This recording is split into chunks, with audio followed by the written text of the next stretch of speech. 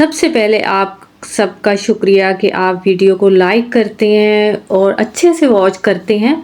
अस्सलाम वालेकुम everyone, I hope कि आप सब खैरियत से होंगे। अल्हम्दुलिल्लाह मैं भी खैरियत से हूँ। आज की वीडियो बहुत प्रोडक्टिव वीडियो मैंने बनाई है, सुबह 5 बजे से रात के 11 बजे तक, जिसमें इतना प्यारा बारिश का व्यू, उसके साथ इतने मज़े के राइस जो कि पहले किसी ने नहीं बनाए होंगे, उसके साथ मैं डेली रूटीन आपसे शेयर करने वाली हूँ। तो आपने कहीं से भी वीडियो को स्किप नहीं करना।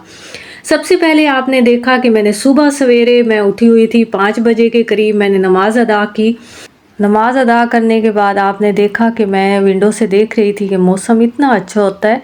इस वक्त हर तरफ खामोशी होती है और दिल को इतना पुरसुकून लगता है कि अच्छे से हम इबादत कर सकते हैं। उसके साथ ही मैं किचन में आ गई। वहाँ पे मैंने थोड़ा सा हॉट वाटर लिया, उसमें शहद डाला और उसको मज़े से इंजॉय किया। और आज मैं सोच रही थी, क्योंकि मेरे थोड़े से कपड़े सर्दियों के पड़े थे, जिसमें कंबल भी थे और बाकी कपड़े भी थे, तो मैं आज सोच रही थी कि लगे हाथों इनको क्यों ना अपनी जगह पे रखा जाए और बाकी जो ज़रूरत के हैं उनको निकाल लिया जाए।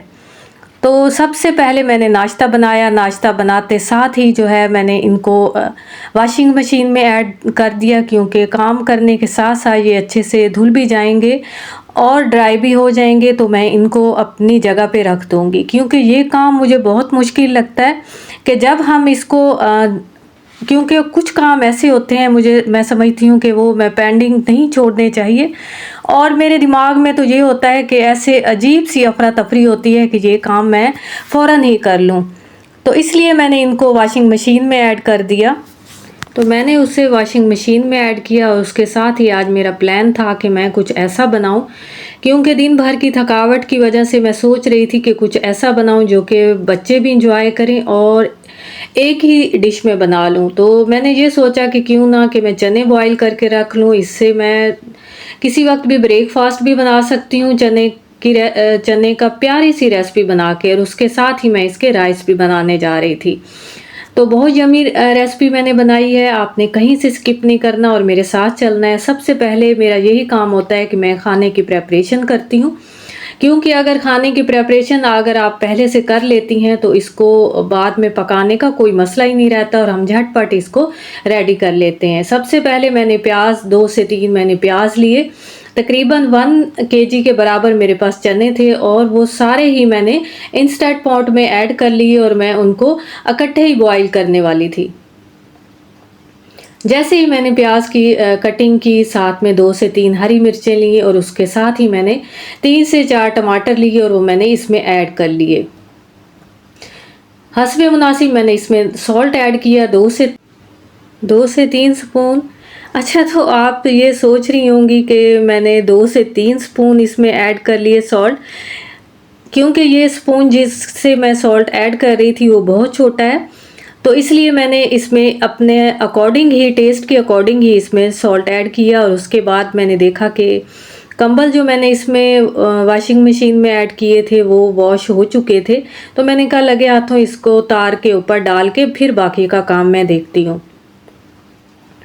मैं जब भी रात के टाइम सो रही होती हूँ तो मैं सबसे पहले यही सोचती हूँ कि मैंने दिन में कौन सा काम करना है, और मैं काम को मैनेज करके ही चलती हूँ और सोच के रखती हूँ कि मैंने दिन में अपने दिन को किस तरीके से प्रोडक्टिव बनाना है। अगर आप चाहती हैं कि आपको दिन भर की थकन भी ना हो और आप इजी से काम करें, तो रात को सोने से पहले आप अपना दूसरे दिन का आप सारा अपना एक टाइम बना लिया करें और उसी टाइम की मैनेजमेंट से ही चला करें, तो आपकी ज़िंदगी आसान हो सकती है। तो यहाँ पे आपने देखा कि मैंने जो है चने वो हाफ कर लिए, हाफ मैंने एक बर्तन में रख लिए और हाफ दूसरे बर्तन में। इसमें मैं अब जो है राइस बनाने जा रही थी। सबसे पहले मैंने इसमें थोड़ा सा जिंजर गार्लिक पेस्ट ऐड किया है, उसके साथ ही मैंने इसमें बिरयानी मसाला ऐड किया है, आप कोई भी बिरयानी मसाला ले सकती हैं।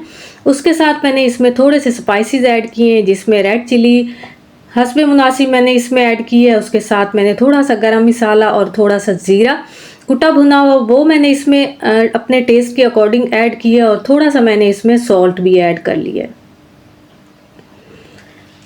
यकीन जाने कि ये रेसिपी बहुत मज़े की बनती है, बच्चों को भी पसंद है और घर में जिस दिन भी बने बच्चे खूब पेट भर के खाते हैं और कहते हैं कि मम्मा हमें हर रोज़ बना के दिया करें। तो आपने ज़रूर इसको ट्राई करना है और ट्राई करने के बाद ही आपने मुझे कमेंट करके बताना है कि ये रेसिपी आपको किस तरीके से लगी। क्योंकि मैं समझती हूँ कि ऐसे देखने से बिल्कुल कुछ पता भी नहीं लगता। अगर आप इसको चाहती हैं कि आप सेम इसी तरीके से बनाएं तो एक दफ़ा ज़रूर आपने ट्राई करना है और उसके बाद आपने इसको मुझे कमेंट में बताना है कि ये वाली रेसिपी आपको क्या वाकई अच्छी लगी।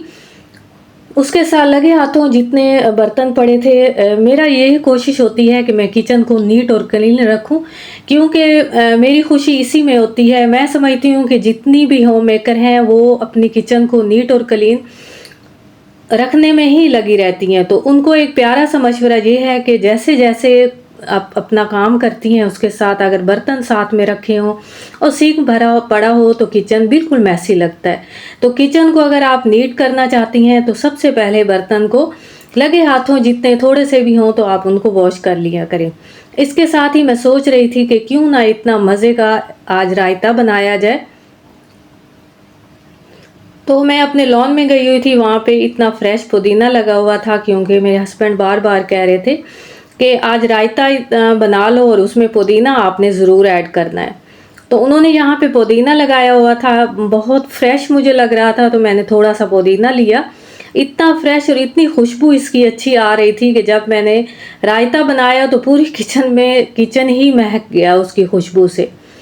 यहाँ पे काफ़ी ज़्यादा मुझे थकावट तो हो रही थी, क्योंकि काम करने के साथ साथ कैमरे को भी सेट करना पड़ता है और उस वक्त ये भी देखना पड़ता है, क्योंकि कैमरा सेट करते करते अक्सर ये भी होता है कि आपका खाना भी ना बर्न हो जाए। तो कोशिश होती है कि कैमरे को भी अच्छे से पॉइंट पे उसको सेट किया जाए और उसके साथ जो खाना बनाया जाए वो भी घर वालों को पसंद आए।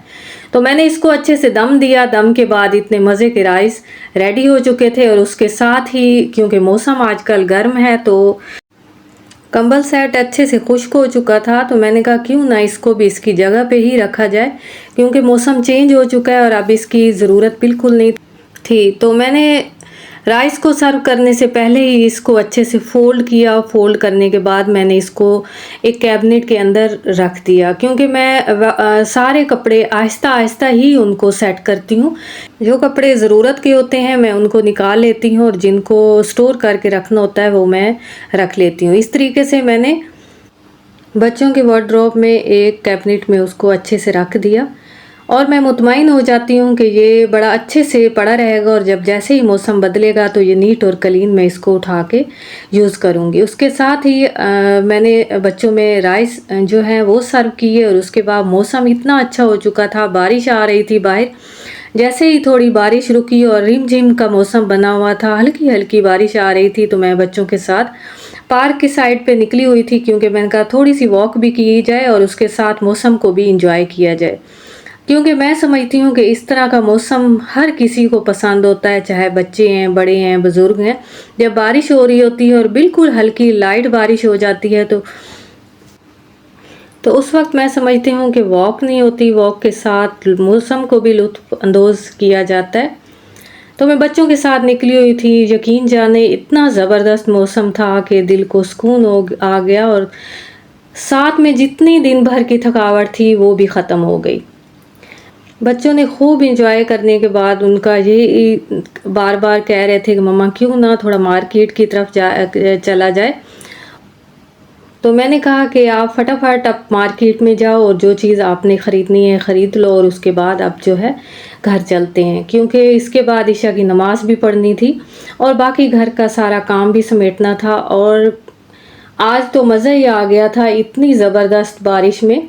तो आपको भी मैं यही कहूँगी कि अगर बारिश हो रही होती है तो आप थोड़ा सा घर से बाहर निकला करें, मौसम को एंजॉय किया करें, क्योंकि हम घर बैठ के जो बारिश को देख रहे होते हैं तो मैं समझती हूँ कि घर बैठे हम मौसम को आधा एंजॉय कर रहे होते हैं। जब हम बाहर निकलते हैं तो खूब मज़ा आता है।